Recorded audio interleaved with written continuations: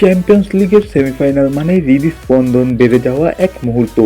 মাদ্রিদের ওয়ান্দা মেট্রোপলিটানোতে মুখোমুখি ইউরোপের দুই জায়ান্ট অ্যাটলেটিকো মাদ্রিদ এবং আর্সেনাল।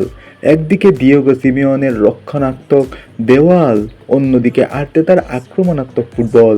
লড়াইটা যখন গিয়োকেরেস আর হুলিয়ান আলভারেজের, তখন গোল তো হবেই।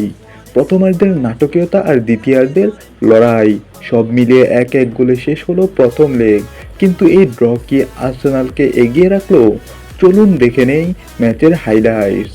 ম্যাচের 44 মিনিটে ডি বক্সের ভেতরে ফাউল হলে পেনাল্টি পায় গানার্সরা।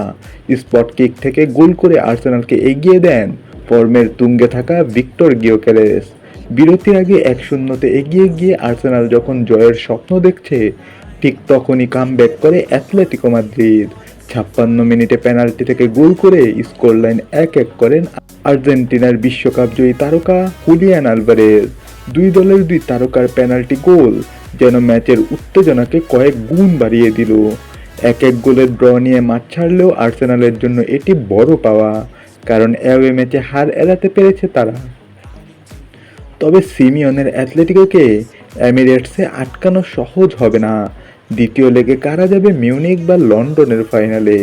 গিয়োকেরেসের পাওয়ার নাকি আলভারেজের বুদ্ধিমত্তা? শেষ হাসি কে হাসবে? দ্বিতীয় লেগে আপনার বাজি কার দিকে? আর্সেনাল কি পারবে ফাইনালের টিকিট কাটতে? আপনার মতামত কমেন্টে জানান।